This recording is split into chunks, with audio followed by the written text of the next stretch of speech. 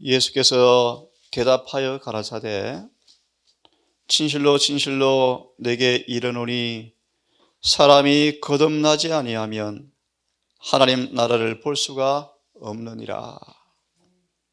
예수께서 대답하시되 진실로 진실로 내게 이르노니 사람이 물과 성령으로 나지 아니하면 하나님 나라에 들어갈 수가 없느니라.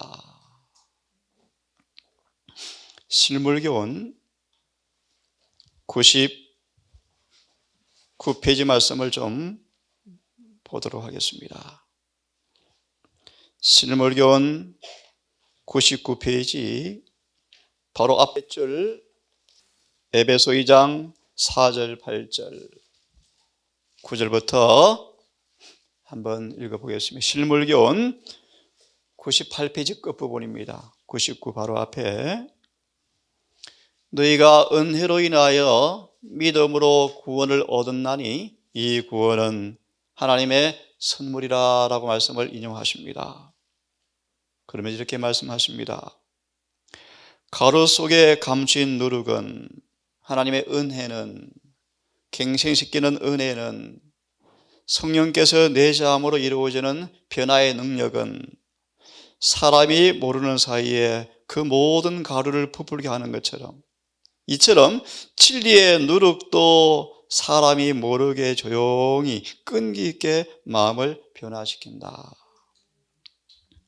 타고난 본성이라기보다 타고난 속성들이 부드러워지고 억제되고 새로운 사상, 새로운 감정, 새로운 동기까지 심어진다. 그들의 삶에는 예수의 품성이 그들의 표준으로 자리하게 되어지고요. 마음이 변하고 재능이 새로운 방면으로 활동하게 된다. 그런데 밑에 말씀을 보기 전요. 이것이 은혜로 구원받은 것이다 라는 열매를 보여주고 있죠. 자, 아침에 볼 말씀은 보고 싶은 말씀은 그 다음 말씀이요. 그런데 다음과 같은 질문을 우리가 흔히 듣고 있다. 하나님의 말씀을 믿노라 주장하는데도 불구하고 그들의 말과 정신과 품행에 한 개혁을, 이 번역을 잘못했습니다. 전혀 변화가 아니고 영어는요. A reformation. 한 개혁을, 율법과 일치하는 그 열매를 볼 수 없는 것이 무슨 까닭인가? 이렇게 번역해야 맞아요. 전혀 변화라는 번역은 잘못되었습니다. 왜 한 계획이 없는가? 왜 말과 정신과 품성이 진리와 율법과 조화되어진 왜 변화가 없는가? 자신의 목적과 계획에 대한 반대를 참지 못하고 걸어가지 못한 성정, 영어로 템플, 감정의 조절을 왜 못하고 말이 경솔하고 거칠고 영어는 그렇게 되어 있습니다. 거만하고 오만하고 툭하면 성을 격정을 오면은 격정이에요. 격정. 툭하면 성을 내는 것이 아니고요. 격정을. 좀 이 말씀을 아침에 좀 설명을 드릴 것입니다. 격정을 조절하지 못하는, 제어하지 못하는 사람들이 있는데 그 이유가 뭔가? 세상 사람들처럼 급한 성미, 세상을 사랑하고 자기를 사랑하고 이기심이 있고 성급한 말이 있는데 왜 그런가? 그들은 자만하고 선천적 못된 성격이 그대로 있는데 왜 그런가? 괴팍한 품성이 있는데 왜 그런가? 그것은 거듭나지 못한 까닭이다. 원문은요, 그들은 회심하지 못한 까닭이다 라고 번역해야 맞아요. converted라고 되어 있어요. converted. 그렇죠? 진정한 회심을 했는가 하지 않았는가? 이미 열매를 우리가 보았습니다. 그들은 진리의 누룩을 마음속에 간직하고 있지 않다. 그 누룩이 진리에 변화시키는 능력이 작용할 기회가 갖지 못하였다. 지적으로 동의되어져 깨달아지지만 진리가 마음에 심겨져서 나를 변화시킬 그 기회가, 시간이 안 주어졌다, 그런 뜻이겠죠. 그러므로 선천적, 후천적, 나쁜 성벽이 거룩한 능력에, 변화시키는 능력에 굴복되지 않았다. 그들의 생애는 그리스도의 은혜의 결핍, 은혜의 결핍, 즉 품성에 변화시키는 그분의 능력에 대한 불신을 보여주고 있는 사람들이다. 우리가 거듭났을까? 내가 새로운 계심을 통하여 은혜로 새로워졌을까? 라는 판단을 할 수 있는 적절한 말씀이라고 생각이 들었습니다. 이왕 폈으니까 말씀을 좀 더 읽습니다. 정말 계심하고 거듭난 사람들의 모습을 한번 좀 보겠습니다. 101페이지 하나님의 말씀은 이란 말씀에 바로 앞에 말씀부터 봅니다. 눈으로 확인하면 좋겠습니다. 101페이지 끝날 부분쯤 제가 읽습니다. 하나님의 말씀은 이란 바로 앞에 말씀, 우리가 계심과 중생을 하게 되어지면 세상 사람이 이해할 수 없는 그런 경험을 하게 되어지는데, 영원한 것을 염두하고 살아간다. 그분의 사랑이 들어와서 모든 동기가 정복되어지고 세상의 부패한 가마를 초월하게 산다. 거듭난 사람들이죠. 자, 하나님의 말씀은 여기를 봅니다. 101페이지 끝부분. 하나님의 말씀은 우리가 갖는 인간 가족들과의 모든 교제에 거룩한 감화를 끼쳐야 한다. 진리의 누룩은 경쟁심이나 야심이나 으뜸이 되고자 하는 마음을 갖게 하지 않는다.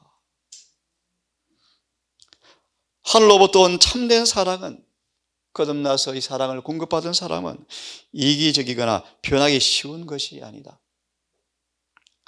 이 사랑은 사람의 칭찬에 의존하지 않는다. 하나님의 은혜를 받은 사람들의 마음은 하나님께 대한 사랑과 그리스도께서 위하여 죽으신 영혼들에 대한 사랑으로 충만하게 되어지고 자기 자신을 내세우려고 하지 않는다. 그들은 다른 사람들이 자기를 사랑하고 기뻐해 주거나 자신의 업적을 높이 평가하기 때문에 감사해서 생각해서 다른 사람들을 사랑하는 것이 아니고, 그들이 그리스도의 피로 산 소유물이기 때문에 사랑한다. 자신의 동기와 말과 행동이 오해받고 오전될지라도 화를 내지 않고 묵묵히 자신의 길을 따라간다. 그들은 여전히 친절하고 사례가 깊고 자신에 대해서 늘 겸손해하면서 항상 하나님의 긍휼과 사랑을 신뢰하고 소망에 가득 차 있다. 거듭났는가? 네, 거듭났는가? 그 밑에 말씀을 보시면요, 그리스도의 은혜가 우리의 성정과 음성을 주관해야 한다. 그 다음 문단을 보시면 차원도르게 변화시키는 경험을 하고 있는 사람들은 용모도 변하고 마음속에 내재하시는 그리스도께서 그분을 사랑하고 그분의 계명을 지키는 자들의 얼굴에서도 비쳐 나오게 될 것이다. 사람이 40, 50을 살면 60을 살아가면 얼굴에 책임을 지라라는 말씀의 의미를 이해하시겠죠. 그렇죠? 진리가 그들의 용모에도 기록되고, 참 이 말씀에 많은 부담을 좀 함께 느끼게 되기를 바랍니다. 하늘의 평화가 그 위에 나타난다. 그들의 얼굴에는 인간의 사랑보다 더 고귀한 끊임없는 온유함이 나타날 것이다. 이러한 거듭남이 없이는 하늘나라 없다. 진리의 노력은 사람 전체를 변화시켜서 감정, 동기, 생각, 정서, 사상, 목적, 욕망까지 변화시켜서 세련되고, 행동은 세련되어지고, 난폭한 기질은 온순해지고, 이기심은 관대해진다. 진리의 누룩으로 말미암아 순결치 못한 자가 어린 양의 피에 씻음을 받아 깨끗하게 된다. 이런 자들을 바라볼 때 온 하늘은 찬미를 부른대. 한 영혼이 구원받았네.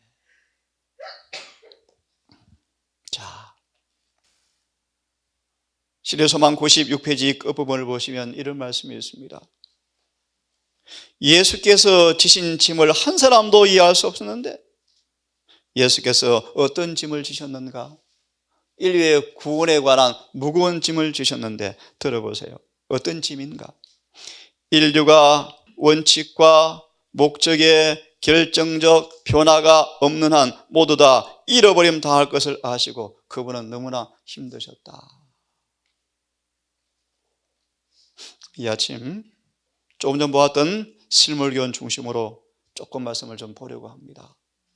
왜 그들이 툭하면 성을 내는가? 원문은요, 왜 그들이 격정을 통제하지 못하는가? 영어는 그렇게 되어 있습니다. 자, 그에 대해서 실제 우리 삶 속에서 경험되어지는 말씀이기 때문에 한번 증언을 통하여 그 말의 의미가 뭔가를 한번 공부해 보면서 다시 한번 우리 마음속에 정말 온전한 거듭남을 위해서 성령을 간구하고 금식하며 기도하며 이 결정적인 구원의 경험을 만져보는 복을 누리기를 간절히 바랍니다. 자, 쉬운 예를 한번 들어보겠습니다. 사무엘상을 펴시면 사무엘상 22장 16절을 펴시면요, 사무엘상 22장 6절과 16절을 펴시면 잠깐 밑에 주석을 좀 찾아 놓으시고 한 말씀을 좀 읽어드리고 주석을 보겠습니다. 잘 아시는 말씀이요. 품성의 힘은, 품성의 위력은 두 가지로 구성된다. 들으셨죠? 뭐와 뭘까요? 의지력과 자제력으로 이루어진다. 그러므로 자신의 격정에, 실물교훈 방금 말씀, 툭하면 성을 낸다는 단어가 이 격정이라는 단어입니다. 격정. 자신의 격정의 지배를 받는 사람은 가장 연약한 사람이다. 인간의 진정한 위대함과 고귀함은 그가 지배받는 격정이 뭔가? 감정이에요. 감정. 감정의 힘에 의해서가 아니고 그가 지배하는 감정의 힘에 의해서 측정되어진다. 가장 강한 사람은 그러므로 모욕에 예민하나 격정을 억제하고 원수를 용서하는 사람이 가장 강한 사람이다. 이러한 사람이 진정으로 영웅이다. 영웅이다. 정언보감 1권 602페이지 말씀. 자, 그러면 사무엘상 22장 6절과 16절에 특별히 6절을 보시면요, 사울이 다윗과 그와 함께 있는 사람들이 나타났다 함을 들으니라 때에 라고 쭉 말씀하시면서 16절까지 우리 읽어보시면 되겠는데요, 이 말씀에 주석을 한번 펴보시면 좋겠습니다. 이 사울이 어떤 격정이 있었는가? 어떤 격정이 있었는가? 22장 6절 16절. 악한 추측의 결과. 사울이 어떤 사람이었는가? 8번째 줄을 보시면요, 다섯 번째 줄을 보시면 사울은 하나님의 원수의 모든 암시를 받아들이기 위하여 마음문을 열어놓았다. 그는 모든 거짓 증거의 귀를 기울여서 다윗에게 불리한 증언들을 열심히 받아들이고 있었다. 사울이 어떤 성향의 사람인지 아시겠죠? 악한 추측. 악한 추측. 이렇게 함으로 그가 바란 것은 이스라엘의 왕으로 기름 부음을 받은 그의 마음에서 끓어오르는 질투와 증오심을 표출시킬 변명거리를 찾는 것이었다. 자, 사단이 어떻게 사울을 타고난 격정에 태풍을 보내가지고 휘저을까? 휘젓는 바람이 뭐죠? 악한 추측을 자꾸 하도록 소문을 퍼뜨리는 거예요. 소문을. 그 소문이 나 이렇게 해도 괜찮아, 라는 변명거리를 찾고 있었다. 자, 지금 어떻게 사단이 죄를 짓게 하는 걸 잘 보시기 바랍니다. 조금 전에 보았죠. 거듭나는 사람들은 격정을 뭐해요? 통제해요. 통제. 지금 사울은 악한 추측의 소문이 그 마음속의 격정을 막 휘저어요. 파도가 일어나요. 파도가. 이건 당연한 거야. 저렇게 나쁜 놈이 나를 죽이라, 왕위를 뺏으려고 그러는데 악한 추측의 양식을 자꾸 먹으면서 격정이 지금 뭐해지는 거예요? 휘저어지는 거예요. 그래서 이것이 뭐다? 당연하다라고 말하는 거예요. 변명거리를 찾고 있다. 그런 말이에요. 들리는 소문이 전에 그가 알고 있는 다윗의 습관이나 인간 됨됨이와 아무리 상반된 것일지라도 그는 그의 소문들을 믿었다. 참 우리의 삶 속에서 그대로 적용되어지는 말씀으로 보이죠? 하나님의 기호의 손길이 다윗 위에 있음을 보여주는 증거를 볼 때마다 그의 마음 더 착잡해지게 되었다. 안 그래야 되는데, 내가 틀렸는데, 느껴져요. 그런데요, 성령께서 뭐하지 않으면요, 인간은 격정을 지배할 능력이 없어요. 그냥 파도가 불면 파도 일어나면 막 물이 흔들려서 가버려요. 입에서 말이 나와버리고 감정 조절이 안 되어지고 죄가 지어지는 거예요. 그를 사로잡고 있는 단호한 결심을 더욱 깊게 만드는 것 같았다. 참 우리 내면의 투정을 그대로 보여주고 있죠. 자신의 계획을 이루는 데 실패한 것과 그의 추적을 피해 다니는 도망자의 성공이 현저한 대도를 이루었지만 왕의 결심은 더 굳어지고 무자비하게 될 뿐이었다 라고 쭉 말하면서 한번 넘어가십시오. 넘어가셔서 다 읽을 수가 없고요. 개인적으로 한번 읽어보시고 마지막 문단을 보세요. 거듭나서 하나님의 이 격정이 성령을 통해 통제되지 아니하면 어떻게 되는가를 지금 보여주고 있습니다. 그 반역적인 왕은 있죠. 바로 앞에 줄을 제가 읽습니다. 사단의 명령을 쫓음으로 사울은 승화되지 못한 힘, 격정이요 격정이요. 승화되지 못한 품성의 힘, 소문을 들으면 조절되지 못하고 끌려가는 그런 일이요. 가지고서 그가 피하기 위하여, 사울도 뭐 하고 싶었어요? 피하고 싶었어요. 안 짓고 싶었어요. 피하기 위하여 그처럼 몸부림쳤던 사울도 알아요? 알죠. 보이는 거예요. 나쁜 거 알아지는 거 양심이요. 근데 안 되어지는 거예요. 피하고 싶었는데 그렇게 몸부림쳐 봤는데 하지만 그 결과는 채촉하는 걸음을 지금 옮겨가고 있었다. 마음이 원으로되 안 되는 거예요. 안 되는 거예요. 그러면서 이렇게 말합니다.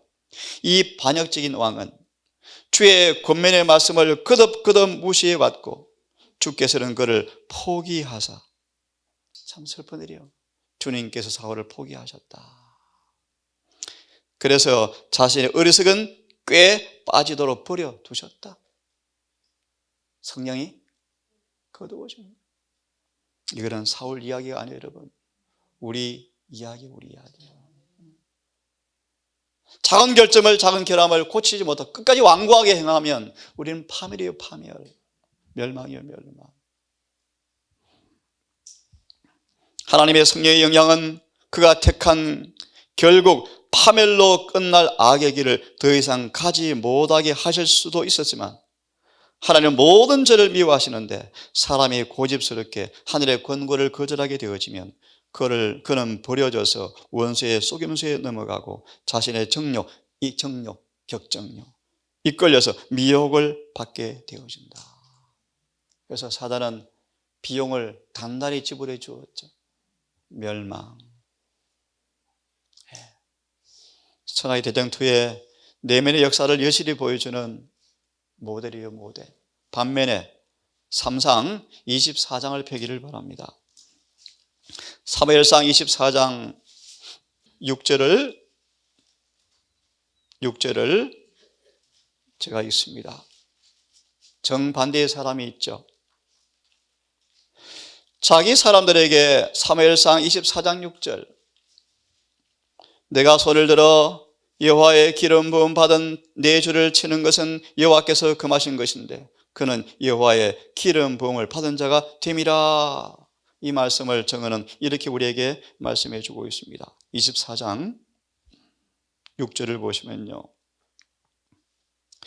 다윗의 행동 양식을 보면 그가 복종하는 크신 통치자를 모시고 있었음이 분명해진다. 왜요? 그는 자신의 타고난 격정은 뭐예요? 타고나요. 타고난 격정이 자신을 이기도록 허용할 수가 없었다. 저 누구와 반대요? 사울과요. 왜냐하면 그는 자신의 마음을 다스리는 것은 성을 빼앗는 자보다 낫다는 것을 알았기 때문이다. 오전과 오해를 받을지라도 하나님께 인정받으시면 돼요. 우리가 실수하는 죄지만 그대 격정을 토해버리면 죄를 짓게 되는 거예요. 만약 그가 인간적 감정으로 지배를 받고 그것에 따라 이끌렸으면 주께서 그의 원수를 자기 주정에 붙이시고 그를 죽여 이스라엘 나라를 자기에게 돌리게 하신다는 그럴듯한 이론을 세울 수 있었을 것이다. 이해되시죠? 사울이 그런 상태에 있었기 때문에 그의 권위는 실추되고 백성들의 신앙심이나 도덕성은 낮아지고 있었다. 왕이 그렇게 사니까 백성들의 신앙도 표준도 낮아지더라. 저는 이 말씀 앞에 굉장히 두렵고 참 무섭습니다. 참 사울 한 사람의 영향이 백성들을 다 어떻게 만들어요? 표준을 떨어뜨리죠. 하지만 사울이 하나님께서 이스라엘 왕으로 택하신 사람이라는 사실이 그를 안전하게 해주었다. 예언의신에서는 하늘 227페이지는요 안전장치. 하나님의 말씀을 마음에 품으면 이러이러한 순간에 내가 어떻게 행동할지를 알려주는 안전장치다. 예를 들어서 얼마든지 복수할 수 있는 상황이지만 다윗의 마음에는 어떤 안전장치를 가지고 있어요? 하나님께 기름 부음 받은 사람을 너가 심판하지 마.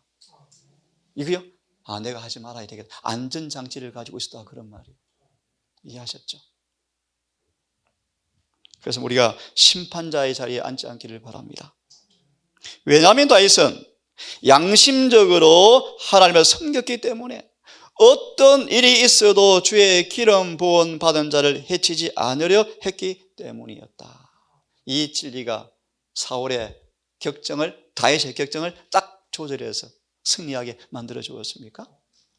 툭하면 성을 내는 까닭이 웬 까닭인가? 이 번역이 잘못 이렇게 번역해야 맞는 거예요. 이해하셨죠? 우리 하나 더 보겠습니다. 시대의 소망을 펴보시기 바랍니다. 812페이지. 여기 또 한 사람이 있습니다. 시대의 소망 812페이지를 펴시기 바랍니다. 812페이지 한참 넘어가네. 여기 페이지가 죠. 815페이지 바로 앞에 문단, 815페이지 원문 바로 앞에 문단을 보시면 되겠습니다. 베드로는 실패하기 전에는 이런 문단이 있죠. 한번 찾아보세요. 소망 815페이지 원문 바로 앞에 그는 급한 승리를 보는 까닭이 웬 까닭인가? 거듭나지 못한 까닭이다 라는 말씀을 설명을 좀 해주겠습니다. 베드로는 실패하기 전에는 늘 지각 없이 순간적인 충동에 따라 말을 하곤 했었다. 격정에 쉽게 넘어지는 사람이 베드로였어요. 그는 항상 다른 사람들의 일을 바로 잡으려고 했으며 그는 자기 자신이나 자기가 말하려고 하는 것을 분명하게 이해하지 못하면서 자신의 생각을 표현하려고 했다. 그러나 회개한 베드로는 매우 달랐다. 그는 전에 가졌던 격정을 제어하고 그리스도의 은혜로 그의 열심까지 조절되었다. 거듭났나요? 예, 이제 거듭난 모습이에요. 그는 다시는 성급하거나 자신을 믿거나 자고하지 않았으며 조용하고 침착하고 온순했다. 그래서 너는 이제 목자가 되면 되겠다 라고 해서 내 양을 좀 뭐 해라? 치면 좋겠다. 그렇게 말한 거예요. 이것이 거듭나는 의미가 뭔가를 제가 실제 우리 삶 속에 이루어지는 모습을 예정을 들어서 좀 말씀을 드렸습니다. 실물교훈 295페이지를 좀 펴시기 바랍니다. 두 말씀 읽고 정리하겠습니다.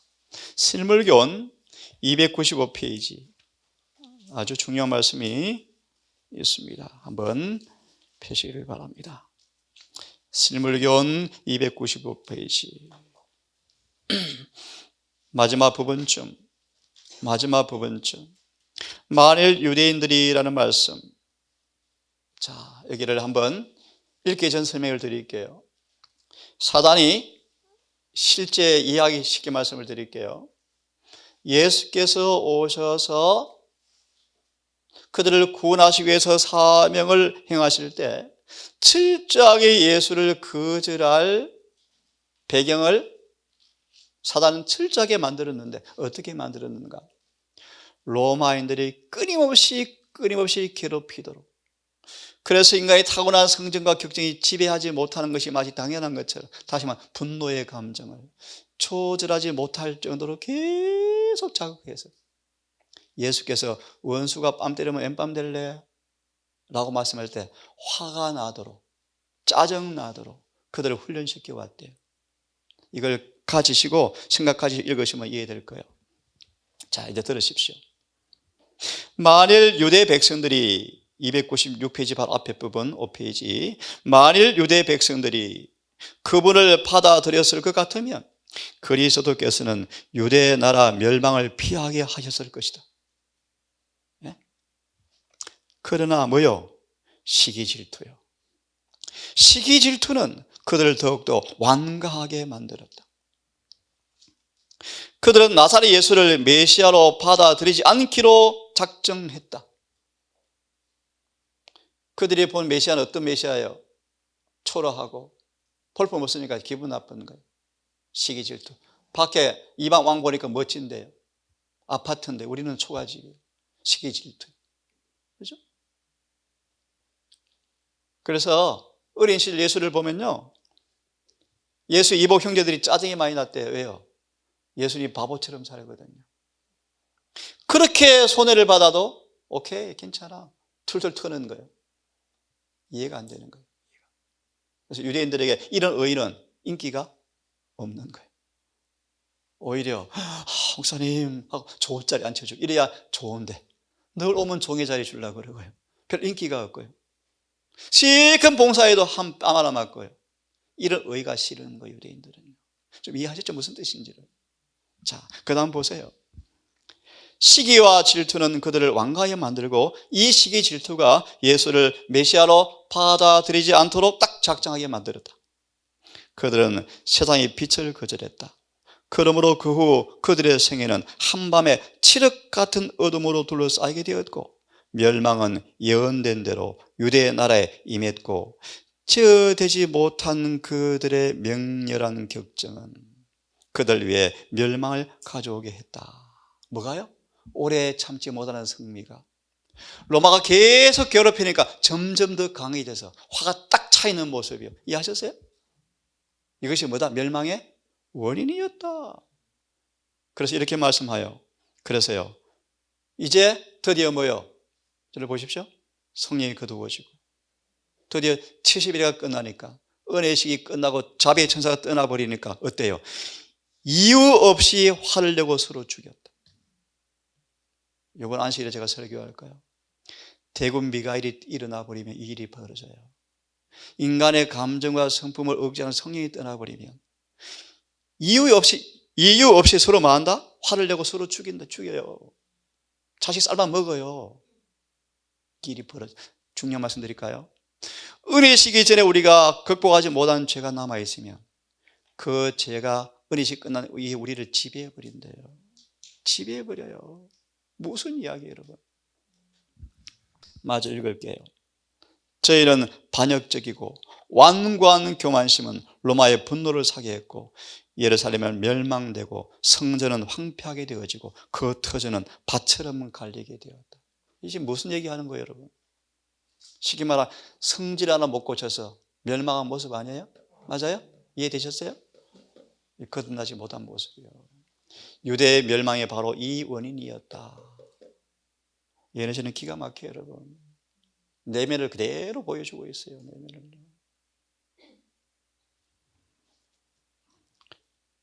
성전은 밭처럼 쟁기로 갈아져 버려 로타리 쳐버렸다. 예? 유대 백성들은 가장 무서운 살해 방법에 의해서 멸망되고, 참 이것도 얼마나 비극이에요. 유대인들이 어떻게 죽었다고요? 이리저리 고생하면서 죽였다는 거예요, 여러분. 이유가 뭐라고요? 그들 속에 사단의 씨앗 때문이요, 분노 조절을 못해서, 감정 조절을 못해서, 거듭나지 못해서 사단의 비용을 단단히 지불하고 있죠. 여러분, 거듭나야 돼요. 그래야 구원받아요. 유대 백성들은 가장 무서운 살해 방법에 의해서 멸망되었고 수백만 명이 이방 나라 노예로 팔려갔다. 뭐 때문에요? 시기 질투, 격정을 죄 때문에. 국가적으로 볼 때 유대인들은 하나님의 목적을 성취하는 데 실패하게 되었고 포도는 빼앗기게 되었고, 저희가 악용한 특권과 등한히한 사업은 로마서 10:11 이방인에게로 넘어가 버렸다. 그래서 바울을 택했다. 오늘 여기까지 하겠습니다, 여러분. 급한 성미, 격정을 통제하지 못하고 말과 정신과 포명에 확실한 계획을 보지 못하는 까닭이 웬 까닭인가? 거듭나지 못한 까닭이다. 자비하신 아버지, 2000년 전 한밤중 한방에서 니고데모에게 말씀하셨던 진리를 지금 우리가 듣고 있고 배우고 있고, 우리가 그 말씀에 비추어서 어떠한 사람인지 판단받고 있습니다. 아버지, 하나님의 무한한 사랑 우리 앞에 부인할 수 없을 만큼 공급되었고 보여주고 있지만, 사람이 물과 성령으로 거듭나지 아니하면 결단코 천국에 갈 수 없다는 말씀 앞에 우리가 침묵합니다. 주여, 우리가 진심으로 회개하고 거듭나기를 원합니다. 사랑 우리 동산 가족들, 내 이웃을 내 몸처럼 사랑하는 마음을 갖게 되기를 원합니다. 비록 그가 원수가 될지라도 예수님처럼 용서하는 마음을 갖게 되게 하기를 원합니다. 사울처럼 핑계거리, 변명거리가 너무 정당한 것처럼 보이는 순간일지라도 우리 마음속에 안전장치 말씀을 품게 함으로 오직 말씀과 조화된 삶이 우리의 삶 되기를 원합니다. 아버지, 우리 모든 동산 가족 한 사람 한 사람 다 기억하셔서 하나님께서 하늘을 추고 산 무한한 가치 있는 존재일진데 다 구원받게 되기를 원합니다. 주여, 우리에게 긍휼을 베풀어 주셔서 늦기 전 회개하게 하시고 죄 사함 받고 영원한 본향 가는 백성으로 이곳이 은혜 충만한, 진리가 충만한 동산 되게 하시고, 타락해가는 세상을 바라보며 소금과 빛의 역할을 감당케 해 주시옵소서. 아버지, 오늘 한 날도 우리에게 주었사오니 이 한 날 은혜의 시간을 주신 목적을 간과하지 말고 크신 삼위와 더불어 연합하는 하루가 되게 하셔서 오늘 우리 영혼의 성소 안에 하나님의 역사가 이루어지는 현장이 될 수 있도록 성령님 우리와 함께해 주시옵소서. 예수님 이름으로 기도드립니다.